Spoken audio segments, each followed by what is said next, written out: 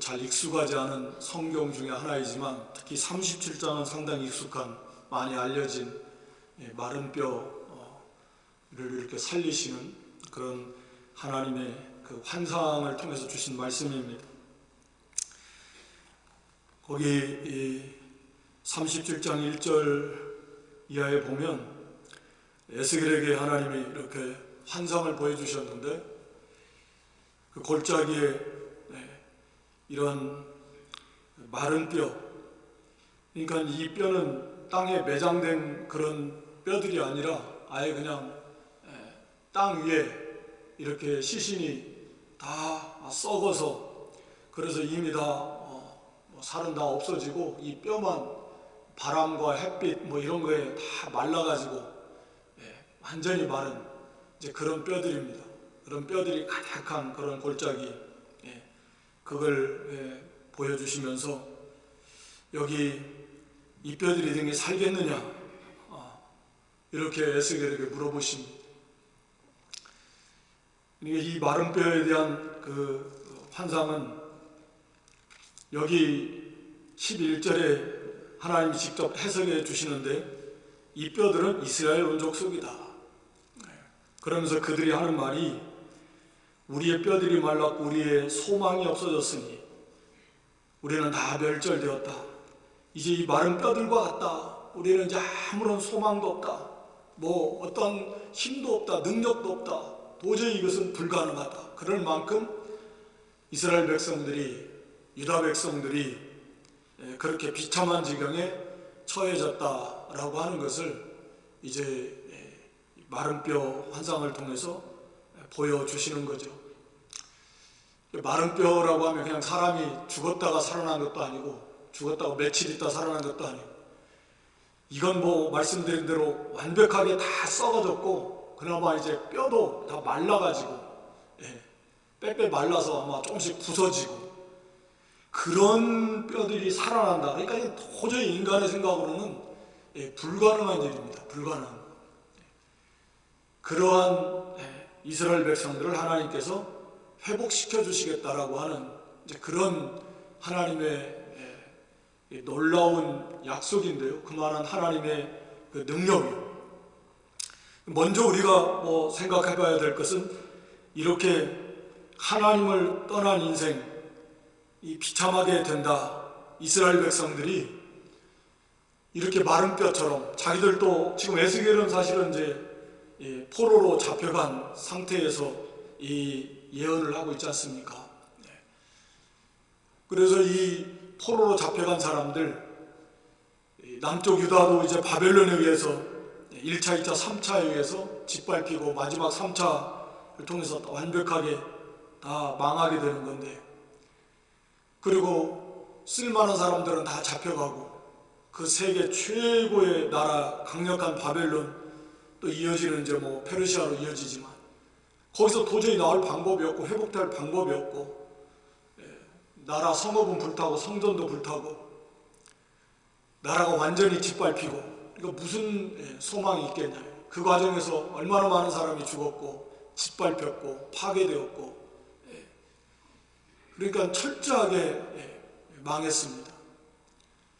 그러니까 하나님을 떠난 인생이 이렇게 비참하게 지게 된다 라고 하는 것을 우리에게 보여주는 거죠. 특히 이 이스라엘 유다는 선택받은, 민족적으로 선택받은 하나님의 백성들이잖아요. 그런 선택받은 하나님의 백성들이라도 이렇게 하나님을 거역하고 나갈 때 비참해지게 된다라고 하는 것입니다. 우리가 예레미야 2장 13절에 보면 유명한 선고 중에 한 말씀인데, 이스라엘 백성들이 두 가지 악을 행했는데, 하나는 생수에 근원되는 나를 버린 것이고, 또 하나는 자기들 스스로 웅덩이를 팠다라는 거예요. 그런데 그 웅덩이는 물을 저축할 수 없는 웅덩이라는 거죠. 그러니까 끊임없이 계속해서 생수를 공급해주는 하나님 얼마나 좋아요. 그런데 그 하나님을 버리고 자기들 스스로 해보겠다고 힘을 써서 웅덩이를 팠는데, 그건 거기에 물을 가둘 수 없는 웅덩이. 그러니까 이렇게 어리석을 수가 있나, 인간이. 아니, 가만히 있으면 하나님이 생수를 계속해서 주시는데 아니 그 하나님을 버리고 자기 힘과 노력으로 거기서 뭐 행복을 찾아보겠다고 헛된 것을 찾고 헛된 것을 의지하면서 수고와 노력을 해가면서 웅덩이를 파는 그게 인생이에요. 얼마나 힘들고 어렵겠어요. 그런데 거기에 물이 생수가 있나? 없어요. 없다고요. 하나님을 떠난 인생이 참 이렇게 어리석고, 우리도 성경에서 그런 예들을 참 많이 주고 있는데, 우리가 아브라함과 롯과 같은 경우 부름받아서 나왔던 아브라함이고 그 아브라함을 따라왔던, 그래서 그 신앙을 나름대로 다 본받았던 롯이지만, 그 선택의 기로에 섰을 때 말씀을 따라가고 하나님을 따라가는 아브라함과 롯은 자기 욕심과 자기 육신의 눈에 인간의 생각을 가지고 또 욕심을 가지고 그걸 따라간 그 롯과의 그 극명하게 대비되는 삶을 우리에게 보여주고 있지 않습니까? 마치 불 가운데에서 나온 것과 같은 구원을 받았잖아요. 롯이 그 일생 수고하고 노력한 거, 그 소돔 고모라 성이 불탈 때 거기 다 불타버리고, 그나마 자기 아내는 거기에 미련 두고 바라보다가 소금기둥 되어버렸고, 정원했던 두 딸의 남편 되는 그 사이들은 그 복음 구원의 말씀을 농담으로 알고 같이 멸망했고, 심지어는 나중에 그 불경건한 그런 환경 속에서 자라났던 두 딸이 아버지를 술을 잔뜩 먹여가지고 음행해서 자식을 낳는 참 부끄러운 그런 결과를 가져왔지 않습니까? 그때는 뭐 너무나 하나님의 동산과 같이 물이 넉넉하고 정말 이 목축하기에는 최고의 조건인 것처럼 보였지만, 그걸 따라가니까, 아브라함은 척박하지만 하나님을 따라가니까 점점 잘 됐잖아요. 창대케 되고 믿음의 조상 되고, 얼마나 그런 위대한, 참 본받고 싶은 그런 삶을 살았고 그런 신앙의 위인이 되지 않았습니까? 그러니까 말씀을 따라가는 거예요. 하나님을 떠나지 말고. 탕자가 그렇게 자기 하고 싶은 대로 하고 싶어가지고 떠났지만 비참하게 됐잖아요. 처음에는 좀 좋았지만 나중에는 돼지들이나 먹는 그런 열매도 그것도 못 얻어먹어가지고 그렇게 비참하게 됐습니다. 하나님을 떠난 인생이, 특히 하나님의 백성들이, 모든 인생은 다 마찬가지, 아담부터 시작해가지고 하나님을 떠난 인생 자체가 그건 비참한 겁니다. 그래서 사람이 사람답지 못하고 짐승보다도 못한 일들이 많이 일어나고, 사람이 제일 무서운 존재가 되고 악한 존재가 되고 부패해서 썩는 냄새가 나는 존재가 되고, 사는 게 아니고 얼마나 고통 가운데서 서로 상처를 주고받으면서 불안에 벌벌 떨면서 인생이 그렇게 살아가는, 비참하죠. 그리고 영원한 불 속으로 던져지게 되는 건데, 구원받은 하나님의 백성, 부름받은 하나님의 백성이라고 할지라도 우리가 이렇게 하나님을 멀리하면 그렇게 비참하게 될 수 있다. 곤고해지고, 심령이 벌써 곤고해집니다. 삶의 모습 속에서 여러 가지 문제들이 생기기 시작합니다. 마치 하나님의 은혜 가운데 있을 때는 모든 것이 톱니바퀴가 딱 맞아서 돌아가듯이, 또 기름이 잘 쳐가지고 소리 없이 그렇게 잘 돌아가듯이 돌아가던 것이 이제는 삐그덕 소리가 나고 어긋나기 시작하고 여기저기서 문제가 생기고 마음에 물론 평안이 벌써 없어지고, 그러니까 이게 모든 자기 심령에서부터 시작해가지고 삶의 모든 환경에서 점점 이게 어려워지게 되는 거예요. 그러니까 벌써 심령이 답답하면 그때부터 우리가 빨리 회개해야 됩니다. 그러니까 주일 하나님이 주신 것도 그런 면에서 참 은혜와 복이에요.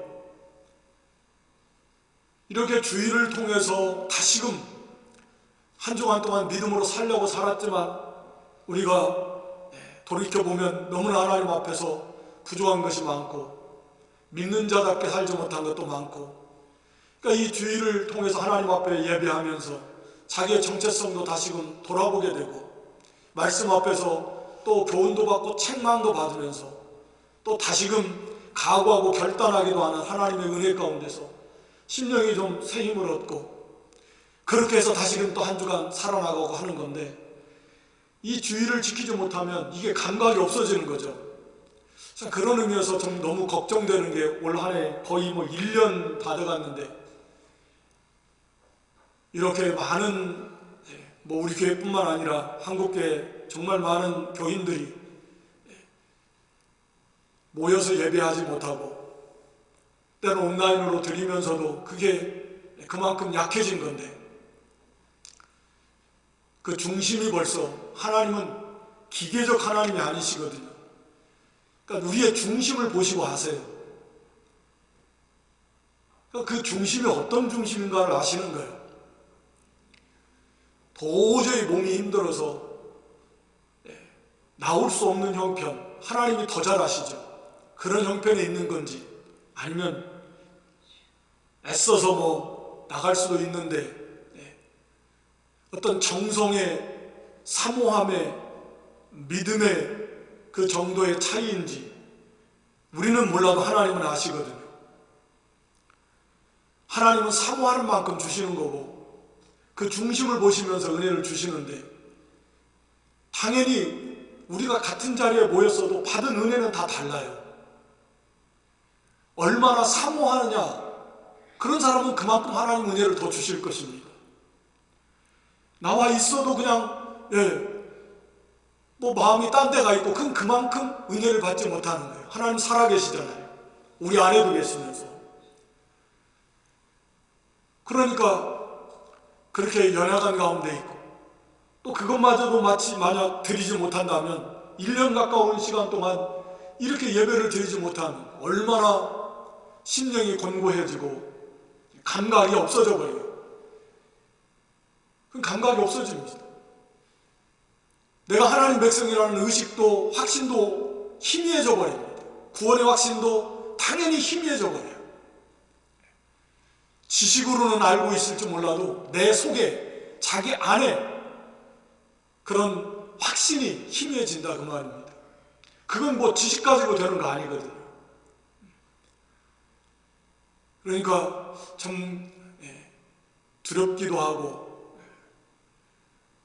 우리가 하나님의 말씀에 비추어서 날마다 그때그때마다 수시로 우리가 시편 119편을 우리가 말씀에 비추어서 내 행위를 바라보고 잘못된 건 신속히 말씀으로 이렇게 돌아서고 신속하게 고쳐서 나가는 매일매일의 그런 삶을 사실은 살아야 되는 거죠. 말씀을 점점 멀리 떠나는, 하나님을 떠난다는 말씀을 저버리고 가는 건데, 그러면 이렇게 비참해지게 된다 라고 하는 것을 우리가 이스라엘 역사를 통해서 또 우리에게 가르쳐 주는 것입니다. 그러니까 말씀, 하나님을 가까이 하는 것이 내게 복이다. 하나님 가까이 하는 게 복입니다.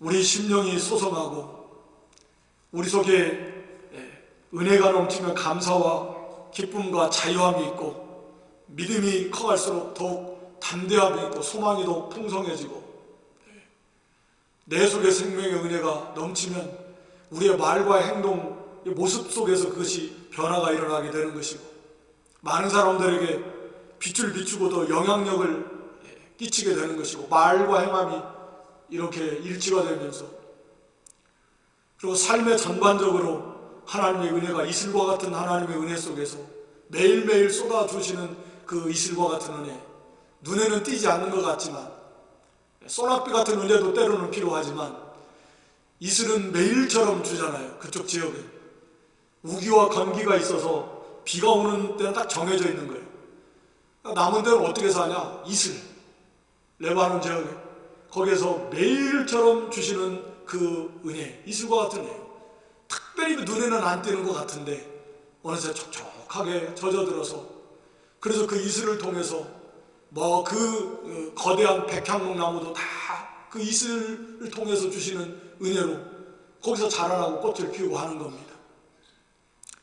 그래서 오세아 14장에도 내가 너희에게 이슬과 같으리니 매일같이 주시는 은혜, 이것이 하루 이틀에는 아무것도 아닌 것 같고 한두 달에는 아무것도 아닌 것 같은데 이게 계속해서 지나가 보면 1년이 가고 2년이 가고 10년이 가고 20년이 가면 어마어마한 차이가 있을 수밖에 없습니다. 우리가 하나님을 가까이 하고 어떻게든지 그 말씀대로 살려고 힘쓰고, 물론 그것이 거기에 오는 그 결과물, 그 좋은 그 하나님의 은혜를, 그것도 중요하지만 사실은 더 우리는 하나님을 더 알아나가고 예수님을 더 알아나가고 닮아나가고 하나님을 기쁘시게 하고 하나님을 더 영화롭게 하고, 사실은 이것이 더 중요하지 않습니까? 그 속에서 모든 복을 우리가 다 맛보며 누리게 되는 것입니다. 우리가 비록 다양한 그런 신앙의 정도 다 다른데, 우리가 사도 바울처럼 또 성경에 기록된 만큼의 목표치에는 아직 거리가 있다고 할지라도, 그러나 분명하게 말씀을 통해서 우리에게 보여주시고 가르쳐주시고 우리가 이 진리를 확실하게 믿는다면, 그래 내가 아직 비록 지금 좀 부족하고 또는 내가 볼 때도 형편없을 것 같지만, 그러나 반드시 하나님을 가까이 하는 것이 복이고 거기서부터 모든 문제가 해결이 되는 핵심이다. 우리가 이런 확신을 가지고 어떻게 해서든지 한 걸음 한 걸음 좀 더 하나님을 가까이 해야 되겠다. 하나님 말씀을 읽는 시간을 좀 더 드리고 읽는 분량도 드리고 기도하는 시간도 조금 더 드리고, 그래서 어떻게 해서든지 범사에 하나님의 말씀이 생각나가지고 나의 삶의 전반에 걸쳐서 필요할 때마다 말씀이 생각나고, 그래서 내 스스로 그 말씀에 의해서 내가 제재를 받고 또 위로를 받고 힘도 얻고 내 말하는 것도 고쳐지고 내 생각과 내 마음도 하나님의 은혜 속에서, 그래서 내 말과 행실이 이렇게 아름다운 열매를 맺어나가는 이런 확신을 가지고 반드시 하나님을 가까이 하고 사모하고 힘을 쓰면 하나님께서 만능으로 도와주시고, 살아계신 하나님, 가장 그 하나님 놀라운 은혜의 그 변화를 자신이 제일 먼저 체험하게 되는 것이고 그 열매를 자신이 제일 먼저 받아먹는 것이죠. 우리 그런 확신을 가지고 우리 하나님이 우리와 함께 하시는데, 하나님을 멀리하는 게 아니라 점점 우리가 하나님을 더 가까이 하는 그런 믿음이 될 수 있기를 주님의 이름으로 축원합니다. 여기 에스겔이 하나님 물어보시는데 이 뼈들이 등이 살겠느냐 하시기로 내가 대답하되 주여 주 여호와여 주께서 하십니다. 인간의 생각으로는 불가능하죠. 그러나 에스겔의 답변은 하나님이 하신다. 하나님이 뜻이면 능히 살리시기도 하고 회복시켜 주시기도 하고, 이게 에스겔의 믿음이죠. 우리 성도의 믿음이 되는 것이고, 하나님의 뜻이면 다 되는 겁니다. 하나님의 뜻이 아니면 안 되는 겁니다. 그러니까 아무리 마른 뼈같이 도저히 여기서 살아난다는 거, 이건 불가능하다라고 생각이 될지 모르지만, 그러나 하나님의 뜻이면 된다. 그러니까 우리 성도는 우리가 시련은 있어도 실패는 없다, 오늘 책 제목에서 본 것 같은데 우리 성도에게 딱 맞는 말씀인 것 같아요. 시련이 있죠. 그러나 실패는 없습니다. 일시적인 실패는 실패가 아니에요. 마치 그것은 우리가 산을 올라가다 보면 계속 오르막길만 있는 게 아니라 올라가다가 약간 내려간다고 내려가는 게 아니잖아요. 결국은 다시 또 올라가는 거예요. 우리가 범죄함으로 하나님 앞에 또 죄를 지으면 그때는 범죄함으로 실패한 것 같지만 실패하지 않습니다. 하나님 우리로 다시 어떻게 하신다고요? 회개케 하시네요. 회개시켜서 어쩌든지 한 걸음 한 걸음, 사람마다 차이는 있지만 나아가게 하시는 하나님이십니다. 실패란 없어요. 이미 완성된 거나 다름없어요. 그러니까 우리가 범죄해서 정말 고통스럽기도 하고 자신의 모습이 한심스럽기도 하지만, 그러나 하나님이 우리를 붙들고 계시고 하나님께서 우리를 안고 계시는 것 같아요. 우리가 하나님 사랑에서 막 벗어나고 발버둥 치고 싶어도 뭐 그러지 않겠지만, 설사 그래도 안 돼요. 못 벗어나요. 은혜가 왕노릇한다 그랬잖아요. 생명이 왕노릇합니다. 하나님의 사랑이 우리를 완벽하게 붙들고 있어요. 그래서 실패는 없어요. 다시 힘을 얻어서 하나님을 의지하고 하나님을 바라보면 되는 겁니다. 뭐 100번 1000번 죽었어도 하나님이 예수님 나사로를 향해서 나오라, 나사로야 나오라 하면 나오는 거예요. 우리도 그 전에는 이 마르다나 마리아가 예수님을 믿는 좋은 신앙을 가졌지만, 죽은 자를 살리시는 생명의 주, 부활의 주님이라는 그런 신앙은 가지지 못했던 것 같아요. 뭐 마르다나 마리아뿐만 아니라 모든 주의 백성들을 향해서 보여주시려고 일부러 나사로가 죽은 다음에 가셨잖아요. 그래서 이 마르다나 마리아가 예수님 왜 이제 오셨어요? 죽기 전에 오셨으면 안 죽었을 텐데, 예수님이 어떤 병이든 고쳐주실 수 있는 그런 주님으로는 믿었지만, 이미 죽어서 냄새가 나는, 4일이나 지나서 썩어서 냄새가 난다면 이제 예수님 오셔도 이제는 안 되잖아요. 왜 이제 오셨어요? 예수님이 여기 계셨었더라면 내 오라비가 죽지 않았을 건데, 그 말이 그 말이잖아요. 죽기 전에 오셨으면 그래서 살아났을 텐데, 이 죽은 다음에 오셨으니까 한 발 늦었다는 거예요. 예수님 말씀이 그거잖아요. 내가 부활이고 생명인데 죽은 자를 살리는 참 생명을 주시는, 부활시키시는 그런 주님인 걸 네가 알고 믿느냐? 마지막 날에 부활할 걸 믿었다. 그래서 예수님이 살려주죠. 우리 사도 바울도 죽은 자를 다시 살리시는 하나님을 의지하게 하시려고, 이제는 우리가 이제 다 생명이, 소망이 없어졌다, 하나님이 그런 날까지 고난을 받겠다, 이젠 죽었다, 이제는. 그런 하나님이 고난을 주신 것은 그래도 죽여도 다시 살리시는 하나님, 그 하나님만 믿고 의지하게 하려고 하나님께서 사도 바울도 그런 연단을 받게 했습니다. 물론 우리도 그걸 지식으로 아는 것하고 안다고 그게 믿음은 아니니까요. 그걸 진짜 자기의 믿음의 실력이 되려면 이제 그런 환경에서 그 말씀을 붙들고 믿고 통과해야 이제 비로소 그런 믿음의 실력을 갖게 되는 거죠.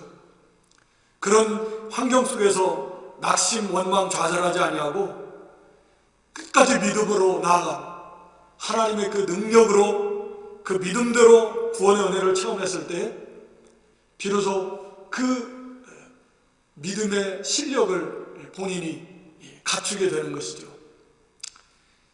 그래서 에스겔이 주 여호와여 주께서 하십니다. 주님 뜻이면 다 됩니다. 주님 뜻이면 다 돼요. 우리가 하나님의 말씀이면 다 됩니다. 이 확실한 약속의 말씀을 붙들고 어떠한 환경에서도 우리가 좌절할 필요 없어요. 해서도 안 돼. 그건 불신앙이에요. 하나님이 대단히 서운해하시고 믿음 없으니 믿지 못하는 거니까 마음 아파하시고, 그래서 하나님께서 에스겔에게 이제 약속의 말씀을 주셔요. 하나님이 이 뼈들이 이제 다 살아난다. 이 뼈들에게 하나님이 생기를 줘서 그들이 다 일어나게 될 것이다 라고 이렇게 하나님이 약속해 주시고, 에스겔에게 말씀을 주셔서 하나님 말씀을 받은 대로 그 뼈들을 향해서 대신 하나님 말씀을 받아서 선포하게 하십니다. 그래서 7절에 보면 내가 명을 쫓아 대언하니, 하나님 말씀을 받아서 그냥 말씀대로 전하는 것, 이게 가장 중요한 거예요. 거기에다 뭐 자기 생각을 더하면 안 돼요. 양념을 섞으면 안 됩니다. 하나님 말씀을 받아서 그대로 전하면 되는 것이고, 그 말씀이 의미하는 그런 담겨져 있는 그 그 하나님의 뜻, 그것을 이렇게 잘 풀어서 전하면 되는 것이고, 그게 할 일이죠. 거기에 생명이 있는 것이고, 그걸 가감하지 말라 그랬다. 더하지도 말고 빼지도 말고 인간의 생각으로 갖다가 변형시키면 안 됩니다. 하나님 말씀 그대로 받아서 그대로 대신 그 말씀을 전하는 것뿐이요, 믿음과 확신을 가지고. 그래서 그 대언할 때에 역사가 나타납니다. 말씀대로 그대로 믿고 그 말씀대로 선포하고 행할 때 하나님이 그 말씀 가지고 역사하신다. 말씀대로. 하나님이 말씀을 가지고 역사하신다 그래요. 그러니까 거기에 역사가 나타나는 거죠. 뼈들이 막 움직여요. 소리가 나고 움직이더니 뼈들이 서로 착착착착 맞아가지고 이 사람 신체 다 이렇게 흩어져 있던 것들이 손, 팔, 다리 이렇게 다 어깨 다. 그리고 그 위에 보니까 힘줄이 생기고 살이 돋고 가죽이 덮이는 이 놀라운 역사가 일어났습니다. 그런데 아직 속에 생기는 없더라. 그래서 또 대언을 해서 생기를 향하여 대언하라. 그래서 말씀하니까 사방에서부터 와서 이 사망을 당한 자에게 붙어서 살게 하라. 그러니까 생기가 들어가요. 그러니까 그들이 곧 살아서 일어나서 서는데 극히 큰 군대더라. 10절에. 여기 생기는 이스라엘 백성들이, 지금 이건 하나의 비유잖아요. 환상을 통해서. 진짜 육신이 죽은 걸 말하는 건 아니잖아요. 그런데 이들은 마른 뼈처럼 생명이 없다라는 거예요. 육신은 살아있는데 생기가 없어요. 생기가. 참 생명이 없다라는 거예요. 참 생명이. 그러니까 하나님이 참 생명을 주시겠다라는 거죠. 그러니까 여기서 이 생기는 당연히 육체의 생명을 말하는 게 아니고 말씀과 성령에 의한 영적 생명을 가리키는 거죠. 이스라엘 백성들이 껍데기만 있어요. 껍데기. 형식적인 신앙. 하나님을 섬긴다는 모양만 있지. 그래서 그렇게 하나님 말씀 순종함이 없고 헛된 우상을 섬기면서 하나님도 섬긴다 그러다가 이렇게 비참하게 됐는데 하나님께서 그들을 다시 회복시켜 주시겠다라고 하면서 이 생기에 대해서 조금 강조하시는 것 같아요. 그죠? 거기 그냥 생기가 들어가서 딱 일어섰다라는 게 아니라 생기는 없더라. 8절에 이렇게 말씀하고 다시 생기에 대해서 예언하고 생기가 와서 들어가라. 그래서 9절 10절에 그래서 그들이 생기가 당한 자에게 불어서 9절 하반절에 보면 이 불어서, 이 말은 창세기 2장 7절에 하나님께서 이 첫사람 아담 이 만드시고 거기에다가 이 생기를 불어넣으셨다. 그런 똑같은 단어입니다. 불어넣으시면. 생명을 주셔서, 영적 생명을 주셔서, 그래서 이제 참 생명 있는, 영적 생명 있는 존재가 되게 하셨다. 이스라엘 백성들도 하나님이 이렇게 하시겠다라는 거예요. 회복시켜 주시는 하나님이십니다. 그래서 10절에 보면 그들이 곧 살아 일어나서 서는데 그렇게 큰 군대더라. 그러니까 이거 보니까 결국은 생명 있는 신앙, 살아서 일어서는데 보니까 큰 백성이 아니고 군대더라, 이런 표현을 쓰는 거예요. 그러니까 우리가 십자가의 군사라는 거, 그리스도의 정병이다, 그러니까 의의 병기다, 하나님의 전신갑주를 입어라, 다 이게 우리가 생명 있는 신앙이라고 하는 것은 영적 싸움을 싸우는 영적 군사와 같다. 싸우지 않는 신앙, 그것은 이미 생명 있는 신앙이라고 할 수 없는 거죠.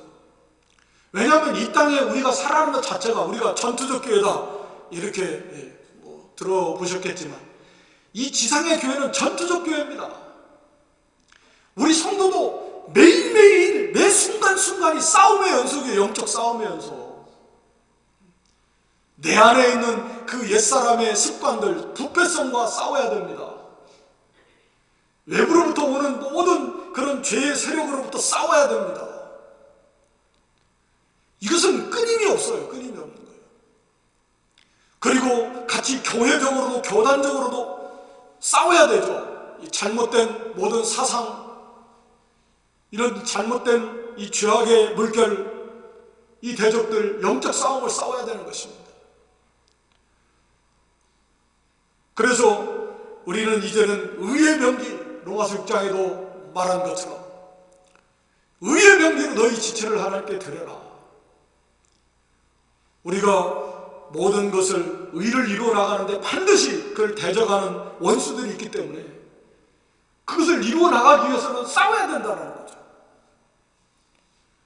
싸워서 이겨나가야 되는 거죠. 생명 있는 신앙은 양보하는 게 아닙니다. 굴복하는 거 아닙니다. 영적으로 진리로 싸워나가는 겁니다. 선으로 악을 이기는 것입니다. 빛으로 어둠을 이기는 것입니다. 사랑으로 미움을 이겨나가는 것입니다. 온유와 겸손으로 교만한 대적들을 이겨나가는 것입니다. 이게 우리의 영적 싸움입니다. 그래서 이스라엘 회복에 대한 예언은 역사적으로 1차적으로는 포로에서 돌아온, 바벨론에서 포로로 돌아온 그 고레스 왕 때, 그리고 2차, 3차로 이어진 그 포로 귀환을 통해서 1차적으로 이루어졌지만, 사실은 이게 이제 궁극적으로는 이스라엘 백성들이 아직도 하나님께로 그리스도로 돌아온 거 아니잖아요. 지금도 안 돌아왔잖아요. 안 돌아왔습니다. 유대인들 안 돌아왔어요.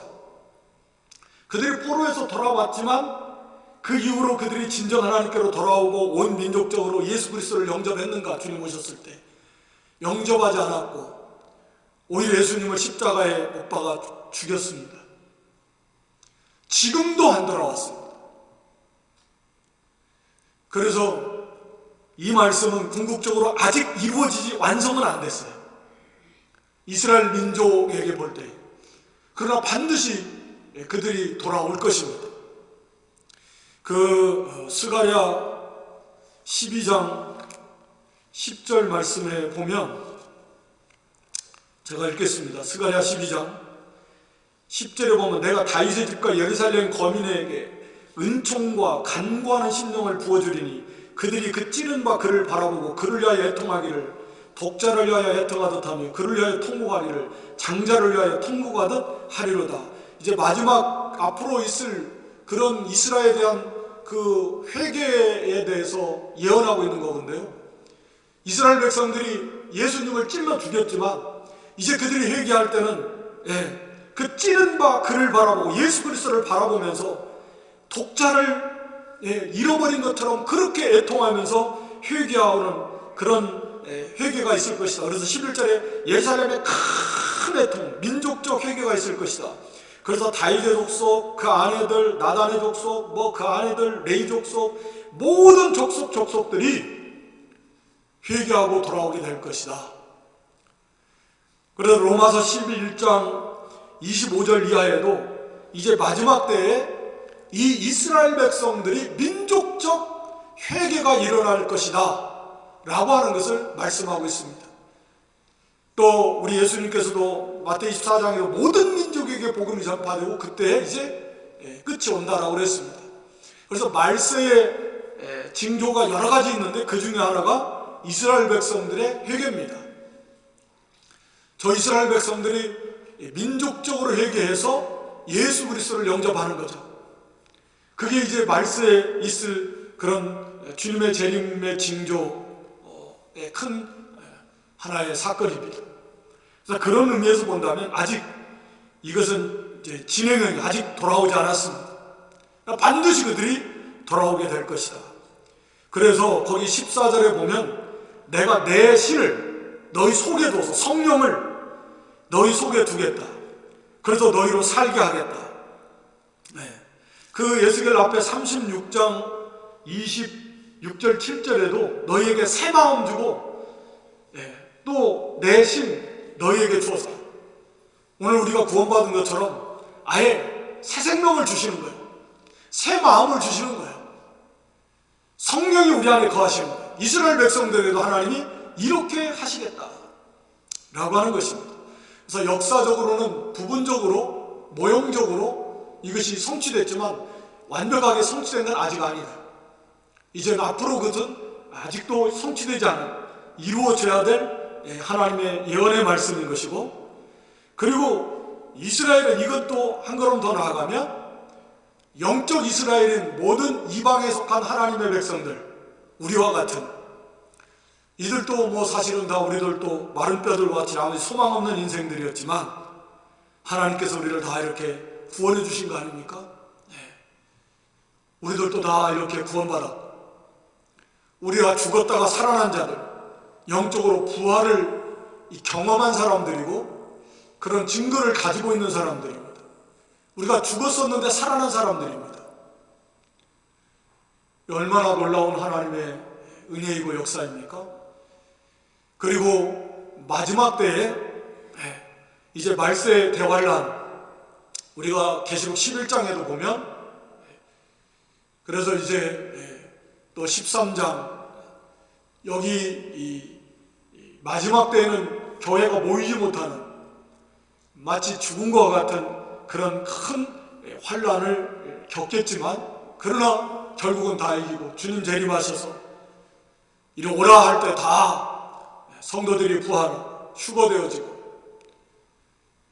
그래서 하나님의 구원 완성이 이루어지고 세상 나라를 심판하게 되는 하나님의 그 위대한 그런 능력으로 회복시켜 주시고 승리케 하시는 하나님의 역사를 나타냅니다.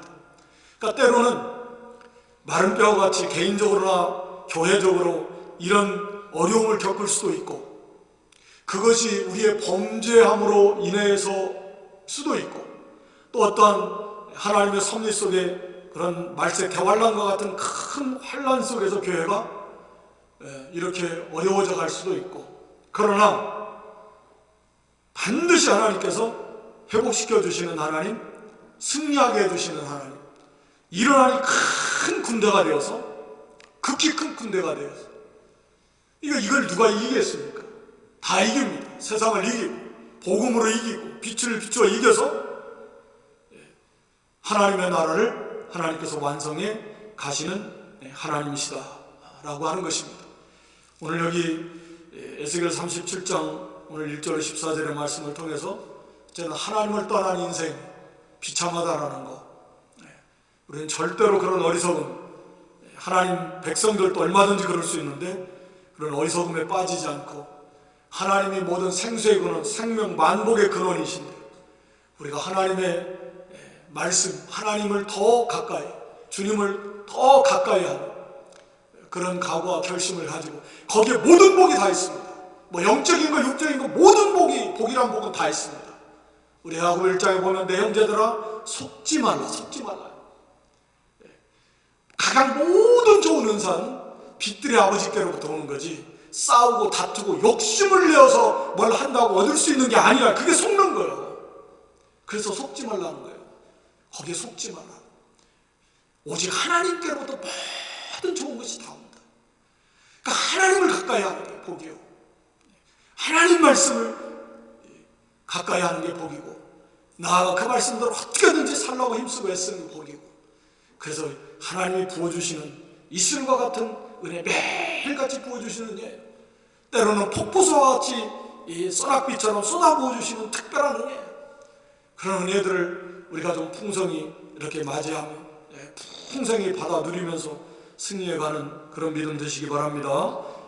또 이렇게 생명 있는 신앙, 이건 군대다, 싸움, 영적 싸움, 그런 영적 군사로서 그리스도의 정병으로서 날마다 우리가 싸워서 승리해 나가는 그런 믿음 되시고 또 앞으로도 되어질 그런 이스라엘 회복 말세 그런 마지막 때 있을 그런 중요한 표징인데, 우리가 앞으로도 어떤 그런 교회적으로나 개인적으로 어려움이 온다고 할지라도 그러나 거기에 낙심하고 좌절하지 말고 마른 뼈도 회복시켜 주신 하나님, 죽은 자도 다시 살리시는 분이 바로 우리 하나님이시다. 이런 확고한 믿음을 가지고 얼마나 담대하게 승리해 나갈 수 있기를 주님의 이름으로 축원합니다. 아버지 하나님, 이 시간에도 마른 뼈 환상을 통해서 우리에게 교훈해 주신 하나님 감사합니다. 하나님을 떠난 인생이 얼마나 비참해지는가 하는 것을 말씀을 통해서 이렇게 가르쳐 주신 하나님, 우리가 그런 어리석은 자같이 그런 전철을 이렇게 따르지 않게 하시고 하나님의 말씀 중심에 철저하게 하나님 가까이 하는 복의 복을 더함 받는 그런 복된 성도들 되게 해주시고, 어떠한 고난, 어떠한 환난, 어떠한 어려움이 온다고 할지라도 우리가 낙심하거나 좌절을 원망하지 아니하고 오직 하나님을 바라보고 하나님께로 돌이키고 하나님을 의지하는 가운데 넉넉하게 이기며 승리해 나갈 수 있도록 은혜의 은혜를 더하여 주시옵소서. 예수님의 이름으로 기도드리옵나이다. 아멘.